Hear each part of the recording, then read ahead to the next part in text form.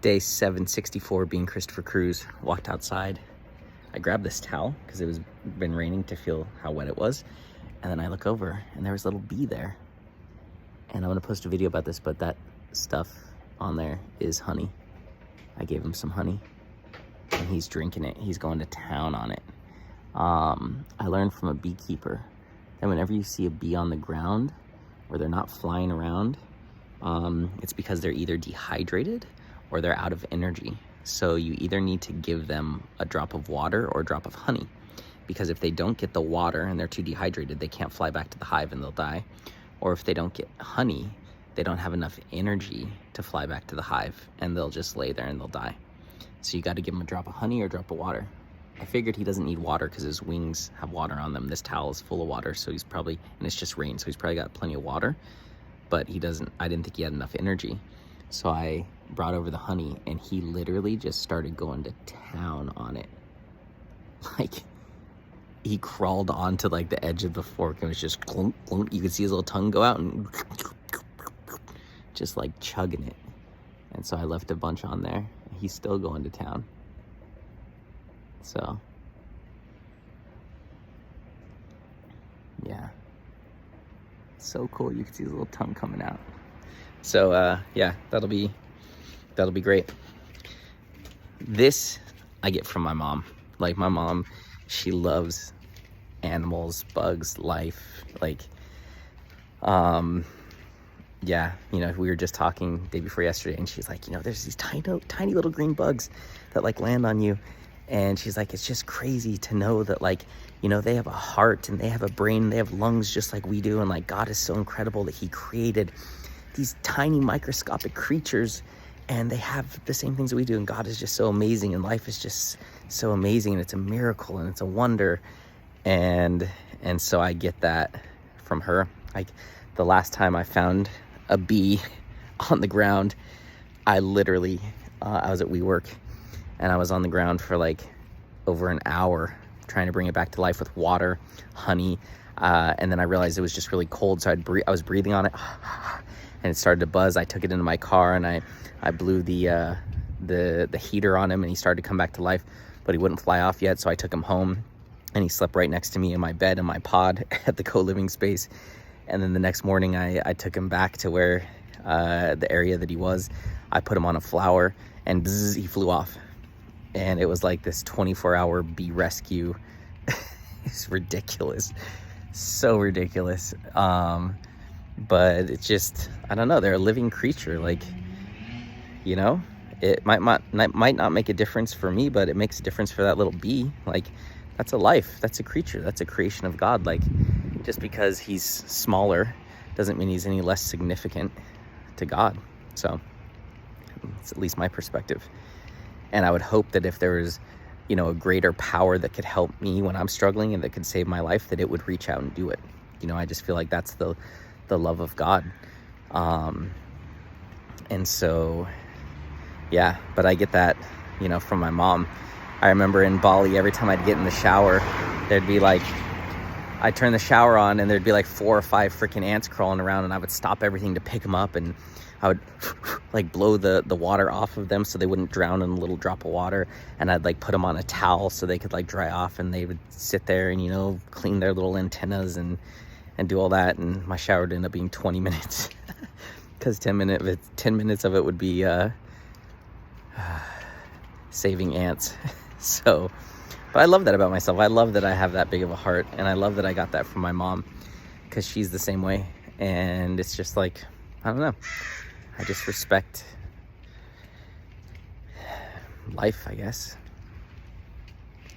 But I'm also not vegan, so I feel like I respect it to an extent. But I was vegan for 5 years.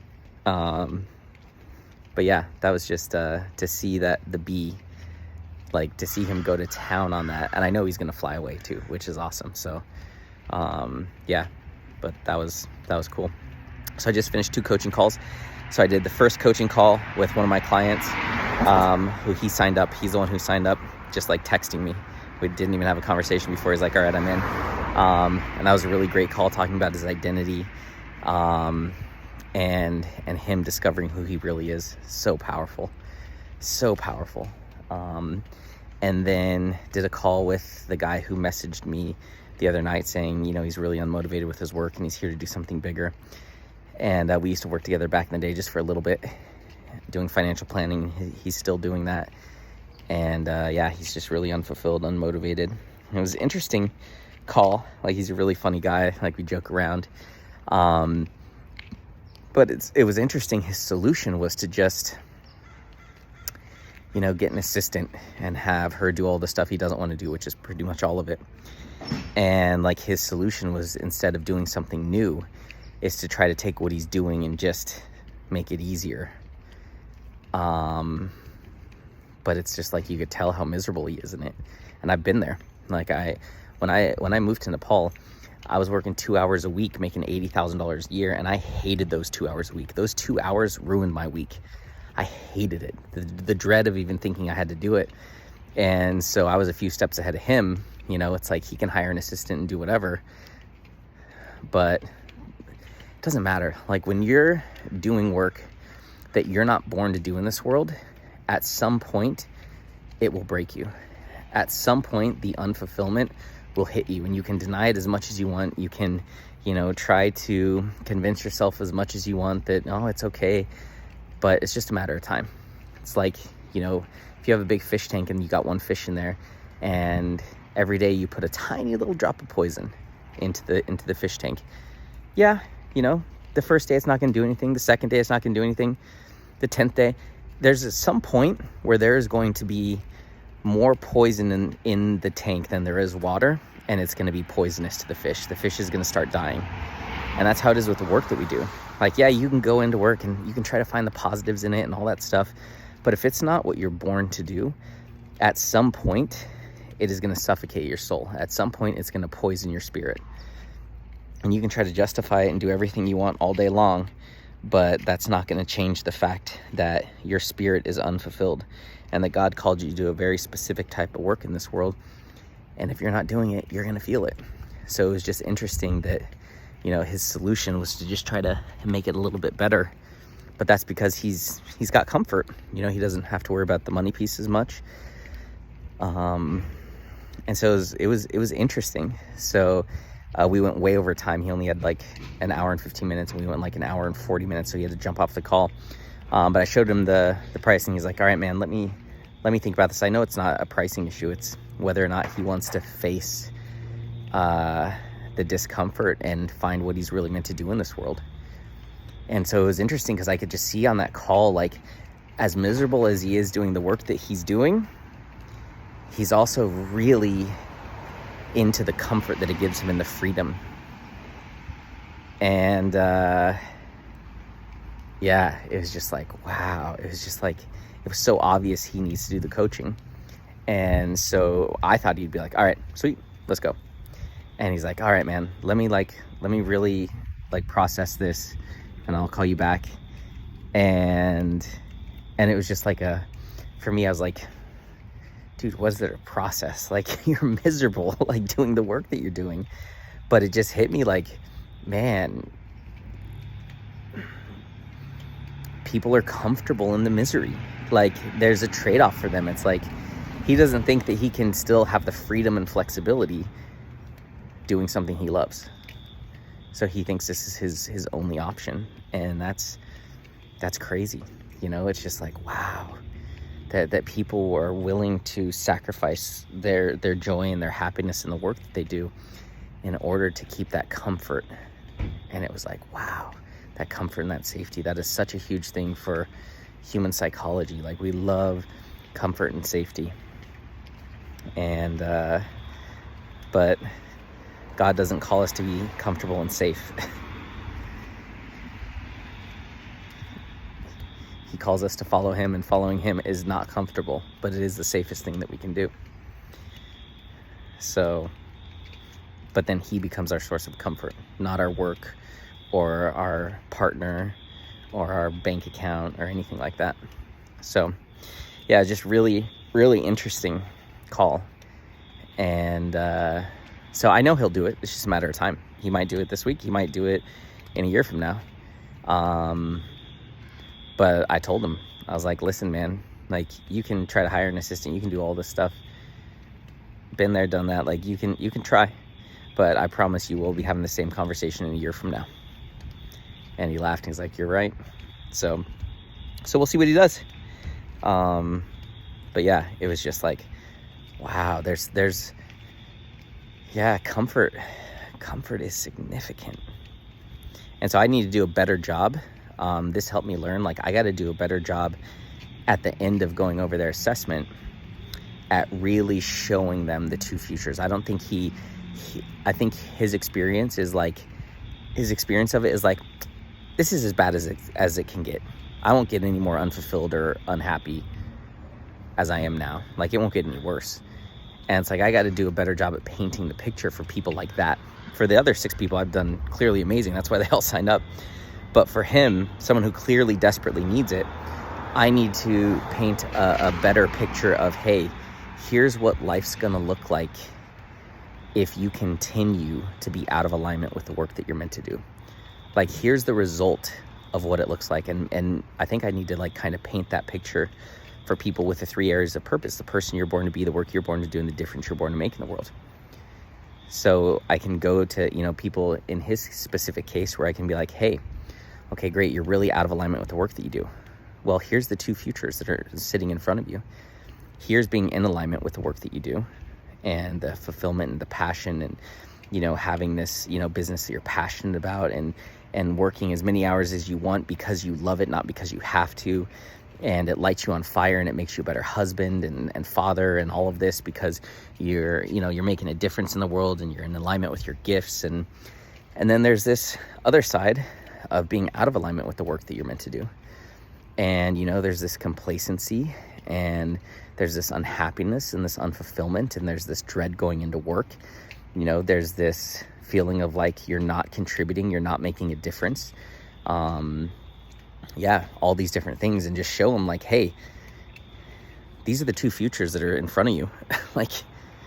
So it's as clear as it gets. You're already feeling the negative effects.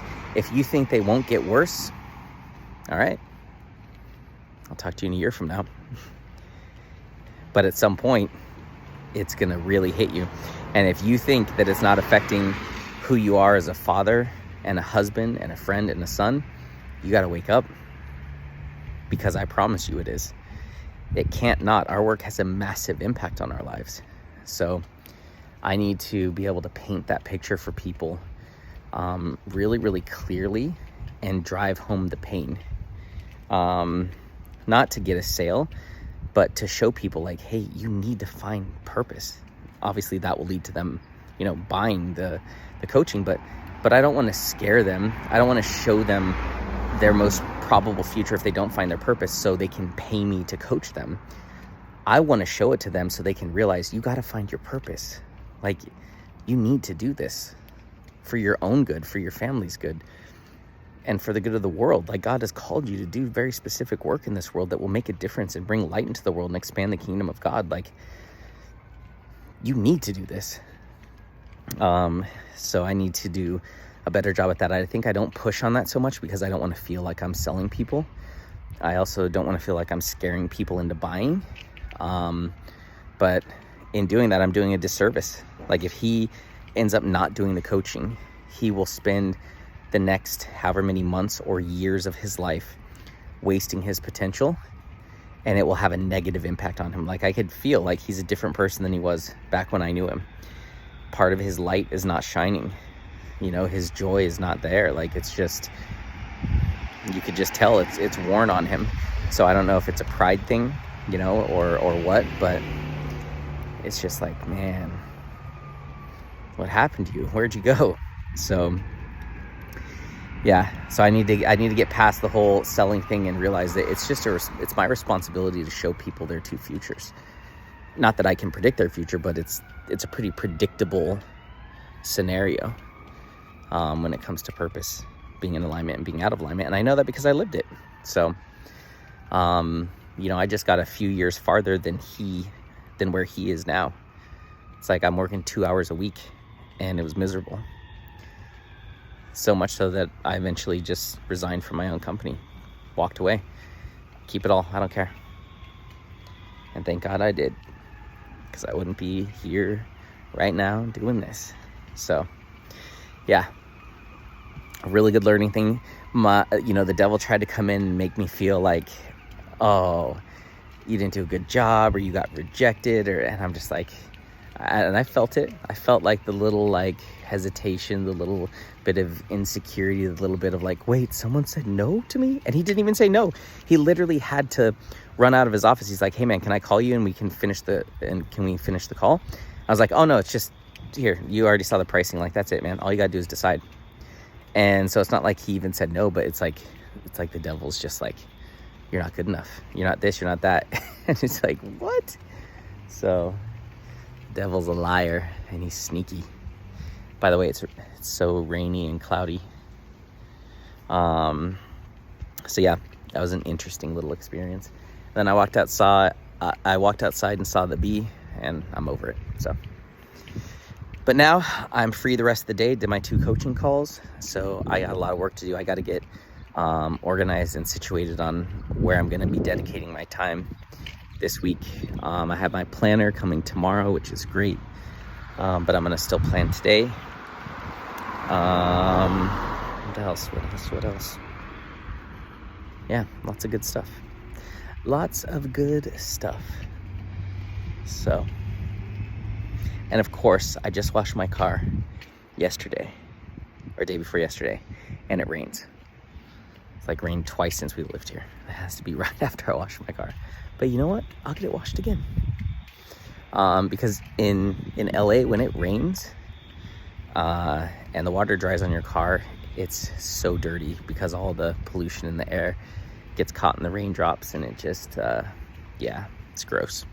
So, so that's the day so far.